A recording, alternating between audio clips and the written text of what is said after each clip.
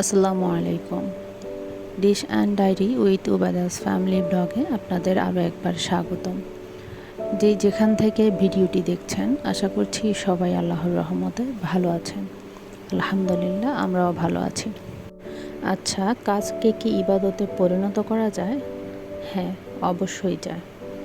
আপনি যদি প্রত্যেকটি কাজ বিসমিল্লাহ সহিত শুরু করেন তাহলে অবশ্যই ওই কাজে আল্লাহ বরকত দিবে এবং ওই কাজটি ইবাদত বলে গণ্য হয়ে যাবে ইনশাআল্লাহ। আল্লাহ বরকত দিবে এবং ওই কাজটি ইবাদত বলে গণ্য হবে ইনশাআল্লাহ। বাথরুমে যাওয়া ছাড়া আপনি দিনে রাতে যতগুলা কাজ করবেন সবগুলা কাজের শুরুতেই বিসমিল্লাহ বলে শুরু করবেন। এখন বলতে পারেন যে বিসমিল্লাহ বলতেই তো মনে থাকে না। হ্যাঁ, এটা আমারও হয়। শয়তান মানুষকে ভালো কাজে সবসময় বাধা দেয়, তাই আমাদেরকেও একটু ট্রিক্স ফলো করতে হয়। এই যে আমি চুলার উপরে সুইচের উপরে এরকম বিসমিল্লাহ কাগজে লিখে কস্টেপ দিয়ে লাগিয়ে রেখেছি।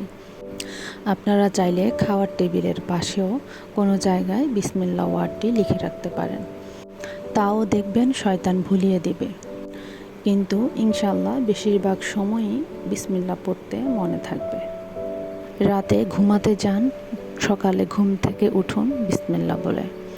কোনো কাজ শুরু করবেন, রান্না বসাবেন বিসমিল্লাহ বলে, তরকারি কাটবেন, থালা বাসন ধুবেন বিসমিল্লাহ বলে শুরু করবেন, বাসা থেকে বের হবেন, বাসায় ঢুকবেন বিসমিল্লাহ বলে করবেন। আপনি পড়তে বসবেন, আপনি খেলতে যাবেন বিসমিল্লাহ বলে কাজটি করবেন।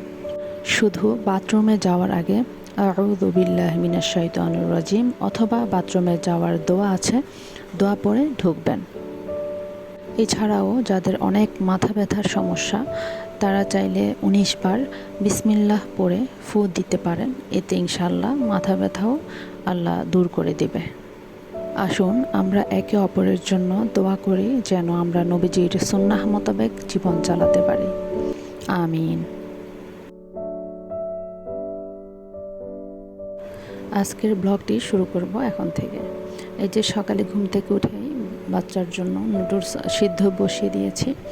আমি যেহেতু আমার বাচ্চাকে নুডলসের মশলা খাওয়াই না, সেজন্য আমি একটু রসুন বাটা আর সামান্য জিরা গুঁড়া দিয়ে পেঁয়াজ আর বিটরুট আর পেঁপে গ্রেট করা আর এক ফালি মরিচ দিয়ে নুডলসটি রান্না করে নেব। এখানে আগেই ভাবি মাছ নামিয়ে হলুদ আর লবণ মাখিয়ে রেখেছিল, তো আমি ফ্রাই করে নিলাম আর পাশাপাশি ডিম সিদ্ধ করে নিব। এই তো ভাবি অলরেডি পাবদা মাছ ভুনা বসিয়ে দিয়েছিল, আমি এসে নামিয়ে নিলাম।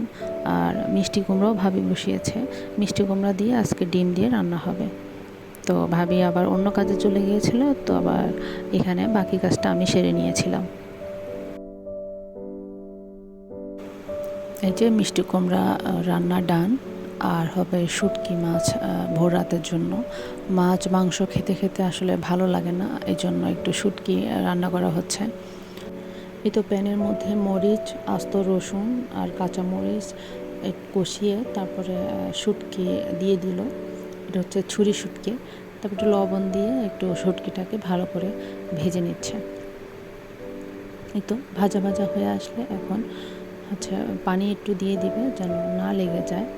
এখন হলুদ গুঁড়া, জিরা গুঁড়া আর ধনিয়া গুঁড়া দিয়ে আবারও শুটকিটাকে ভালোভাবে কষিয়ে নিতে হবে।